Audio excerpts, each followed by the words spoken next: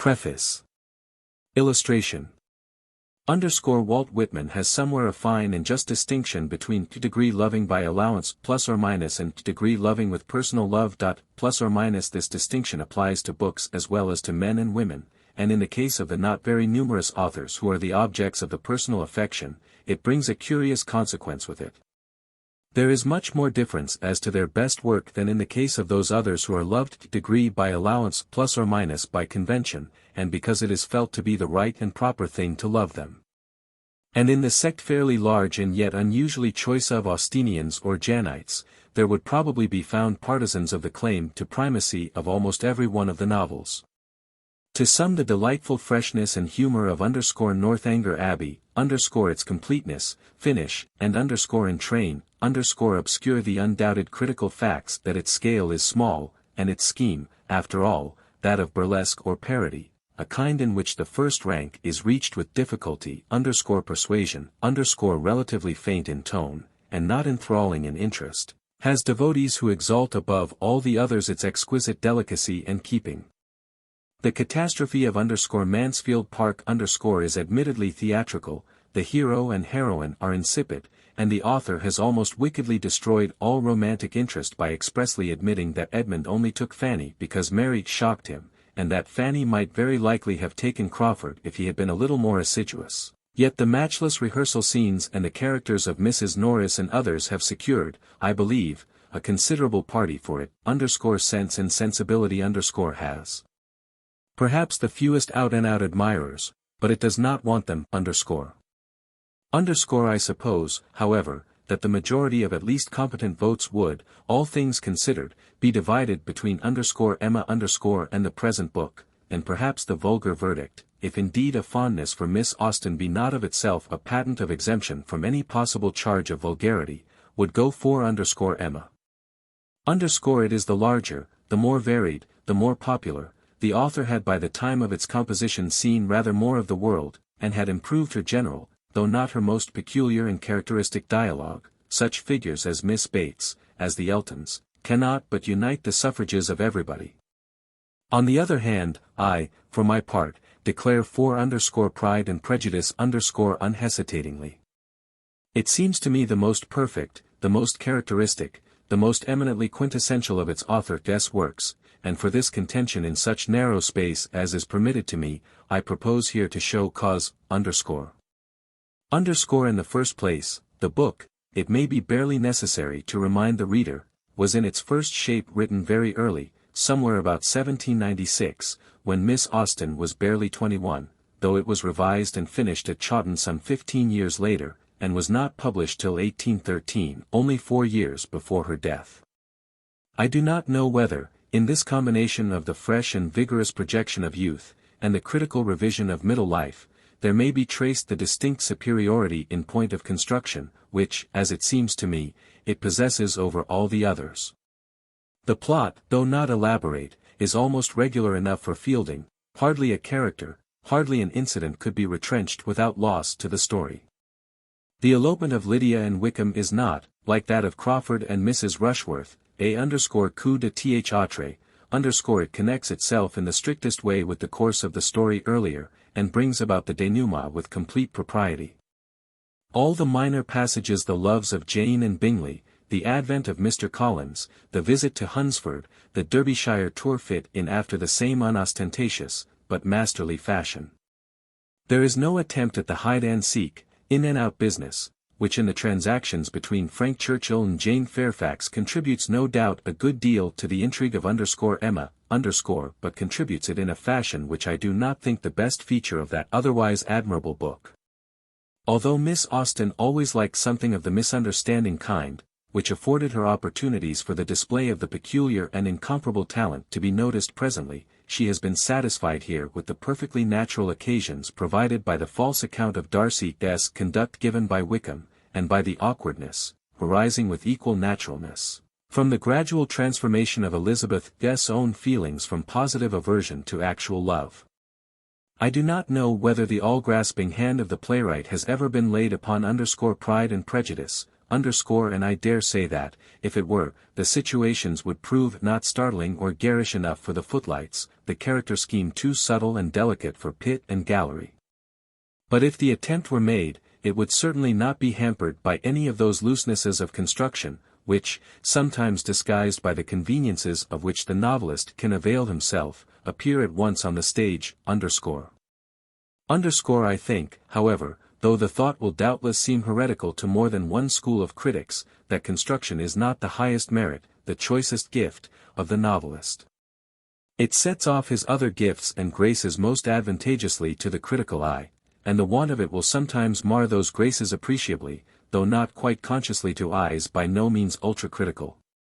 But a very badly built novel which excelled in pathetic or humorous character, or which displayed consummate command of dialogue, perhaps the rarest of all faculties, would be an infinitely better thing than a faultless plot acted and told by puppets with pebbles in their mouths. And despite the ability which Miss Austen has shown in working out the story, I for one should put Pride and Prejudice far lower if it did not contain what seem to me the very masterpieces of Miss Austen's humor and of her faculty of character creation, masterpieces who may indeed admit John Thorpe, the Eltons, Mrs. Norris, and one or two others to their company, but who, in one instance certainly, and perhaps in others, are still superior to them. The characteristics of Miss Austen's humor are so subtle and delicate that they are, perhaps, at all times easier to apprehend than to express, and at any particular time likely to be differently apprehended by different persons. To me this humor seems to possess a greater affinity, on the whole, to that of Addison than to any other of the numerous species of this great British genus. The differences of scheme, of time, of subject, of literary convention, are, of course, obvious enough. The difference of sex does not, perhaps, count for much, for there was a distinctly feminine element in Mr. Spectator, and in Jane Austen's genius there was, though nothing mannish, much that was masculine. But the likeness of quality consists in a great number of common subdivisions of quality: demureness, extreme minuteness of touch, avoidance of loud tones and glaring effects. Also there is in both a certain not inhuman or unamiable cruelty. It is the custom with those who judge grossly to contrast the good nature of Addison with the savagery of Swift, the mildness of Miss Austen with the boisterousness of Fielding and Smollett, even with the ferocious practical jokes that her immediate predecessor, Miss Burney, allowed without very much protest.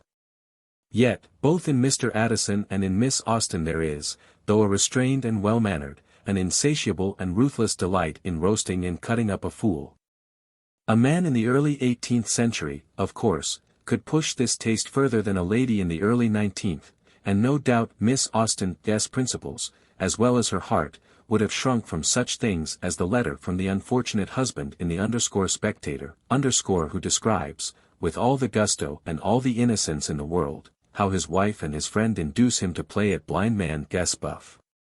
But another Spectator letter, that of the damsel of 14 who wishes to marry Mr. Shapley, and assures her selected mentor that he admires your Spectators mightily might have been written by a rather more ladylike and intelligent Lydia Bennet in the days of Lydia's great-grandmother, while, on the other hand, some, I think unreasonably, have found cynicism in touches of Miss Austen's own, such as her satire of Mrs. Musgrove's self-deceiving regrets over her son. But this word cynical is one of the most misused in the English language, especially when, by a glaring and gratuitous falsification of its original sense, it is applied, not to rough and snarling invective, but to gentle and oblique satire. If cynicism means the perception of the other side, the sense of the accepted hells beneath, the consciousness that motives are nearly always mixed, and that to seem is not identical with to be, if this be cynicism, then every man and woman who is not a fool, who does not care to live in a fool's paradise, who has knowledge of nature and the world and life, is a cynic. And in that sense Miss Austen certainly was one. She may even have been one in the further sense that, like her own Mr. Bennet, she took an Epicurean delight in dissecting, in displaying, in setting at work her fools and her mean persons. I think she did take this delight, and I do not think it all the worse of her for it as a woman, while she was immensely the better for it as an artist, underscore. In respect of her art generally, Mr. Goldwin Smith has truly observed that degree metaphor has been exhausted in depicting the perfection of it, combined with the narrowness of her field, plus or minus, and he has justly added that we need not go beyond her own comparison to the art of a miniature painter. To make this latter observation quite exact, we must not use the term miniature in its restricted sense, and must think rather of Memling at one end of the history of painting and Meissonier at the other, than of Causeway or any of his kind. And I am not so certain that I should myself use the word degree narrow, plus or minus, in connection with her. If her world is a microcosm, the cosmic quality of it is at least as eminent as the littleness. She does not touch what she did not feel herself called to paint. I am not so sure that she could not have painted what she did not feel herself called to touch. It is at least remarkable that in 2 very short periods of writing, one of about 3 years, and another of not much more than 5, she executed 6 capital works, and has not left a single failure. It is possible that the romantic paste in her composition was defective. We must always remember that hardly anybody born in her decade, that of the 18th century 70s, independently exhibited the full romantic quality. Even Scott required hill and mountain and ballad, even Coleridge metaphysics and German to enable them to chip the classical shell. Miss Austen was an English girl, brought up in a country retirement, at the time when ladies went back into the house if there was a white frost which might pierce their kid shoes, when a sudden cold was the subject of the gravest fears, when their studies, their ways, their conduct were subject to all those fantastic limits and restrictions against which Mary Wollstonecraft protested with better general sense than particular taste or judgment. Miss Austen, too, drew back when the white frost touched her shoes, but I think she would have made a pretty good journey even in a black one, underscore. For if her knowledge was not very extended, she knew 2 things which only genius knows. The one was humanity, and the other was art. On the first head she could not make a mistake. Her men, though limited, are true, and her women are, in the old sense, degree absolute, that, plus or minus as to art. If she has never tried idealism, her realism is real to a degree which makes the false realism of our own day look merely dead alive. Take almost any Frenchman, except the late M. de Maupassant, and watch him laboriously piling up strokes in the hope of giving a complete impression. You get none. You are lucky if, discarding 2/3 of what he gives, you can shape a real impression out of the rest. But with Miss Austen the myriad, trivial, unforced strokes build up the picture like magic. Nothing is false, nothing is superfluous. When, to take the present book only, Mr. Collins changed his mind from Jane to Elizabeth degree while Mrs. Bennet was stirring the fire, plus or minus, and we know how Mrs. Bennet would have stirred the fire, when Mr. Darcy degree brought his coffee cup back himself, plus or minus the touch in each case is like that of Swift degree taller by the breadth of my nail, plus or minus, which impressed the half-reluctant Thackeray with just an outspoken admiration. Indeed, fantastic as it may seem, I should put Miss Austen as near to Swift in some ways, as I have put her to Addison in others. This Swiftian quality appears in the present novel as it appears nowhere else in the character of the immortal, the ineffable Mr. Collins. Mr. Collins is really great, far greater than anything Addison ever did, almost great enough for Fielding or for Swift himself. It has been said that no one ever was like him. But in the first place he was like him. He is there alive, imperishable, more real than hundreds of prime ministers and archbishops, of degree medals, semi-medals, and distinguished philosophers. Plus or minus in the second place, it is rash, I think, to conclude that an actual Mr. Collins was impossible or non-existent at the end of the 18th century. It is very interesting that we possess, in this same gallery, what may be called a spoiled first draft, or an unsuccessful study of him, in John Dashwood. The formality, the underbreeding, the meanness, are there, but the portrait is only half alive, and is felt to be even a little unnatural. Mr. Collins is perfectly natural, and perfectly alive. In fact, for all the degree miniature, plus or minus, there is something gigantic in the way in which a certain side, and more than one, of humanity, and especially 18th century humanity, its Philistinism, its well-meaning but hidebound morality, its formal pettiness, its groveling respect for rank, its materialism, its selfishness, receives exhibition. I will not admit that one speech or one action of this inestimable man is incapable of being reconciled with reality, and I should not wonder if many of these words and actions are historically true, but the greatness of Mr. Collins could not have been so satisfactorily exhibited if his creatress had not adjusted so artfully to him the figures of Mr. Bennet and of Lady Catherine de Bourgh. The latter, like Mr. Collins himself, has been charged with exaggeration. There is, perhaps, a very faint shade of color for the charge, but it seems to me very faint indeed. Even now I do not think that it would be impossible to find persons, especially female persons, not necessarily of noble birth, as overbearing, as self-centered, as neglectful of good manners, as Lady Catherine. 100 years ago, an earl's daughter, the Lady Powerful, if not exactly bountiful, of an out-of-the-way country parish, rich, long out of marital authority, and so forth, had opportunities of developing these agreeable characteristics which seldom present themselves now. As for Mr. Bennet, Miss Austen, and Mr. Darcy, and even Miss Elizabeth herself, were, I am inclined to think, rather hard on him for the degree impropriety plus or minus of his conduct. His wife was evidently, and must always have been, a quite irreclaimable fool, and unless he had shot her or himself there was no way out of it for a man of sense and spirit but the ironic.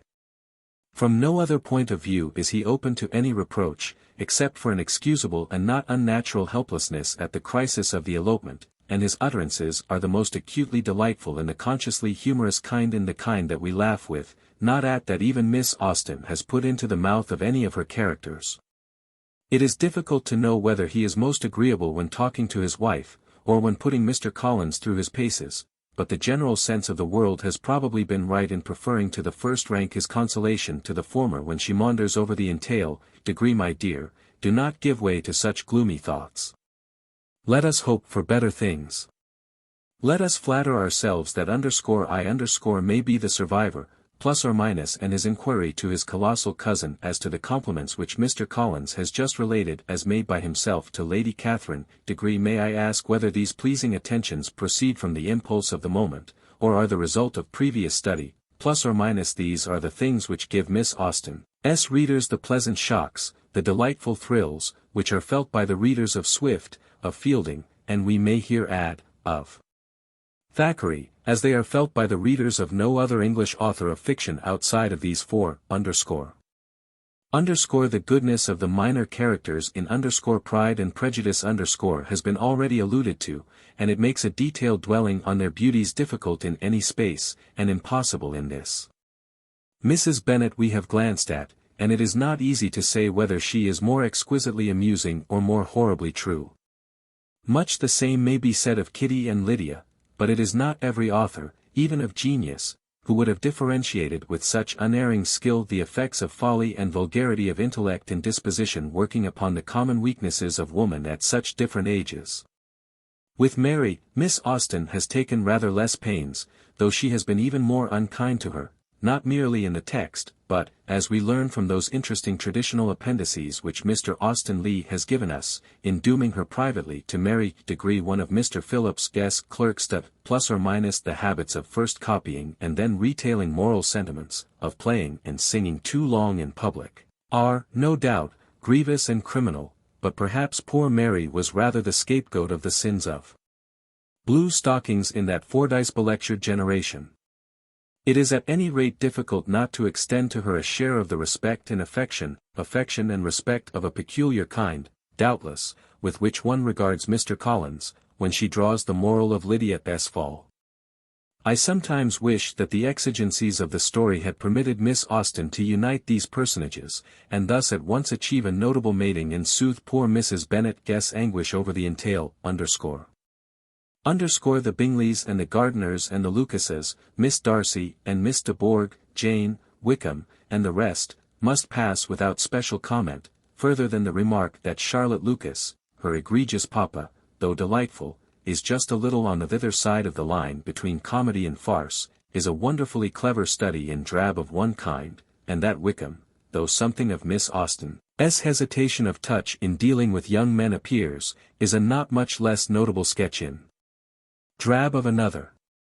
Only genius could have made Charlotte what she is, yet not disagreeable, Wickham what he is, without investing him either with a cheap Don Juanish attractiveness or a disgusting rascality. But the hero and the heroine are not tints to be dismissed, Darcy has always seemed to me by far the best and most interesting of Miss Austen's heroes, the only possible competitor being Henry Tilney, whose part is so slight and simple that it hardly enters into comparison.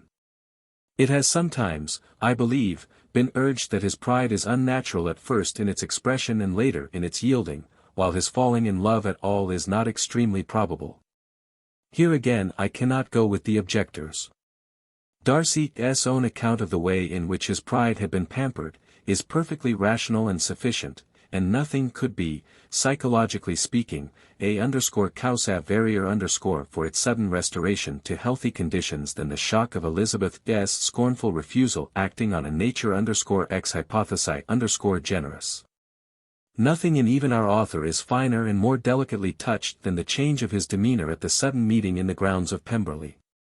Had he been a bad prig or a bad coxcomb, he might have been still smarting under his rejection, or suspicious that the girl had come husband-hunting. His being neither is exactly consistent with the probable feelings of a man spoilt in the common sense, but not really injured in disposition, and thoroughly in love. As for his being in love, Elizabeth has given as just an exposition of the causes of that phenomenon as Darcy has of the conditions of his unregenerate state, only she has of course not counted in what was due to her own personal charm, The secret of that charm many men and not a few women, from Miss Austen herself downwards, have felt, and like most charms it is a thing rather to be felt than to be explained. Elizabeth of course belongs to the allegro or allegra division of the army of Venus. Miss Austen was always provokingly chary of description in regard to her beauties, and except the fine eyes, and a hint or two that she had at any rate sometimes a bright complexion, and was not very tall, we hear nothing about her looks. But her chief difference from other heroines of the lively type seems to lie first in her being distinctly clever, almost strong-minded, in the better sense of that objectionable word, and secondly in her being entirely destitute of ill nature for all her propensity to tease and the sharpness of her tongue. Elizabeth can give at least as good as she gets when she is attacked, but she never scratches, plus or minus, and she never attacks first. Some of the merest obsoletenesses of phrase and manner give one or two of her early speeches a slight pertness, but that is nothing, and when she comes to serious business, as in the great proposal scene with Darcy, which is, as it should be, the climax of the interest of the book, and in the final lady's battle with Lady Catherine, she is unexceptionable. Then too she is a perfectly natural girl. She does not disguise from herself or anybody that she resents Darcy's first ill-mannered personality with as personal a feeling. By the way, the reproach that the ill manners of this speech are overdone is certainly unjust, for things of the same kind, expressed no doubt less stiltedly but more coarsely, might have been heard in more than one ballroom during this very year from persons who ought to have been no worse bred than Darcy. And she lets the injury done to Jane and the contempt shown to the rest of her family aggravate this resentment in the healthiest way in the world. Still, all this does not explain her charm, which, taking beauty as a common form of all heroines, may perhaps consist in the addition to her playfulness, her wit, her affectionate and natural disposition, of a certain fearlessness very uncommon in heroines of her type and age. Nearly all of them would have been in speechless awe of the magnificent Darcy, nearly all of them would have palpitated and fluttered at the idea of proposals, even naughty ones, from the fascinating Wickham. Elizabeth, with nothing offensive, nothing veraginous, nothing of the degree new woman, plus or minus about her, has by nature what the best modern, not degree new, plus or minus, women have by education and experience, a perfect freedom from the idea that all men may bully her if they choose, and that most will away with her if they can. Though not in the least degree impudent and mannish grown, plus or minus she has no mere sensibility, no nasty niceness about her. The form of passion common and likely to seem natural in Miss Austen's day was so invariably connected with the display of one or the other, or both of these qualities, that she has not made Elizabeth outwardly passionate.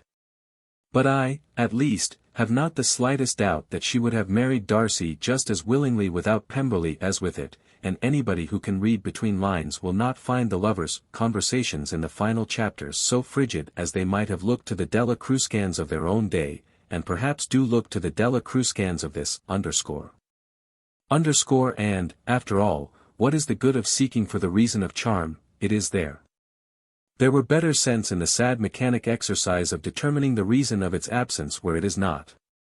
In the novels of the last 100 years there are vast numbers of young ladies with whom it might be a pleasure to fall in love, there are at least 5 with whom, as it seems to me, no man of taste and spirit can help doing so. Their names are, in chronological order, Elizabeth Bennet, Diana Vernon, Arjmone Lavington, Beatrix Esmond, and Barbara Grant. I should have been most in love with Beatrix and Arjmone, should, I think, for mere occasional companionship, have preferred Diana and Barbara. But to live with and to marry, I do not know that any one of the 4 can come into competition with Elizabeth George Saintsbury Chapter 1. It is a truth universally acknowledged, that a single man in possession of a good fortune must be in want of a wife. However little known the feelings or views of such a man may be on his first entering a neighborhood, this truth is so well fixed in the minds of the surrounding families, that he is considered as the rightful property of some one or other of their daughters. "Degree, my dear Mr. Bennet, said his lady to him one day, Degree, have you heard that Netherfield Park is let at last, Mr. Bennet replied that he had not. "Degree, but it is, returned she, Degree, for Mrs. Long has just been here, and she told me all about it, Mr. Bennet made no answer. "Degree, do not you want to know who has taken it, cried his wife, impatiently. "Degree, you want to tell me, and I have no objection to hearing it, Illustration. Degree, he came down to see the place, Copyright 1894 by George Allen, This was invitation enough. "Degree, why, my dear, you must know, Mrs. Long says that Netherfield is taken by a young man of large fortune from the north of England, that he came down on Monday in a chaise and 4 to see the place, and was so much delighted with it that he agreed with Mr. Morris immediately, that he is to take possession before Michaelmas, and some of his servants are to be in the house by the end of next week, Degree, what is his name, Degree, Bingley, Degree, is he married or single, Degree, oh, single, my dear, to be sure. A single man of large fortune, 4 or 5,000 a year. What a fine thing for our girls, Degree, how so? How can it affect them, Degree, my dear Mr. Bennet, replied his wife, Degree, how can you be so tiresome? You must know that I am thinking of his marrying one of them, Degree, is that his design in settling here, Degree, design? Nonsense, how can you talk so? But it is very likely that he may fall in love with one of them, and therefore you must visit him as soon as he comes, Degree, I see no occasion for that. You and the girls may go or you may send them by themselves, which perhaps will be still better, for as you are as handsome as any of them, Mr. Bingley might like you the best of the party, Degree, my dear, you flatter me. I certainly have had my share of beauty, but I do not pretend to be anything extraordinary now. When a woman has 5 grown-up daughters, she ought to give over thinking of her own beauty, Degree, in such cases, a woman has not often much beauty to think of, Degree, but, my dear, you must indeed go and see Mr. Bingley when he comes into the neighborhood, Degree, it is more than I engage for, I assure you, Degree, but consider your daughters. Only think what an establishment it would be for one of them. Sir William and Lady Lucas are determined to go, merely on that account, for in general, you know, they visit no newcomers. Indeed you must go, for it will be impossible for us to visit him, if you do not plus or minus. Degree you are over-scrupulous, surely. I dare say Mr. Bingley will be very glad to see you, and I will send a few lines by you to assure him of my hearty consent to his marrying whichever he chooses of the girls, though I must throw in a good word for my little Lizzie plus or minus. Degree I desire you will do no such thing. Lizzie is not a bit better than the others, and I am sure she is not half so handsome as Jane, nor half so good-humoured as Lydia. But you are always giving her the preference plus or minus. Degree they have none of them much to recommend them, plus or minus replied. Degree they are all silly and ignorant like other girls, but Lizzie has something more of quickness than her sisters plus or minus. Degree Mr. Bennet, how can you abuse your own children in such a way? You take delight in vexing me. You have no compassion on my poor nerves plus or minus. Degree you mistake me, my dear. I have a high respect for your nerves. They are my old friends. I have heard you mention them with consideration these 20 years at least plus or minus. Degree you do not know what I suffer plus or minus. Degree but I hope you will get over it, and live to see many young men of 4,000 a year come into the neighborhood plus or minus. Degree it will be no use to us, if 20 such should come, since you will not visit them plus or minus. Degree depend upon it, my dear, that when there are 20, I will visit them all plus or minus. Mr. Bennet was so odd a mixture of quick parts, sarcastic humour, reserve, and caprice, that the experience of 23 years had been insufficient to make his wife understand his character. Her mind was less difficult to develop. She was a woman of mean understanding, little information, and uncertain temper. When she was discontented, she fancied herself nervous. The business of her life was to get her daughters married, its solace was visiting and news. Illustration, M.R. and M.Rs. Bennet. Copyright 1894 by George Allen. Illustration. Degree I hope Mr. Bingley will like it plus or minus. Copyright 1894 by George Allen.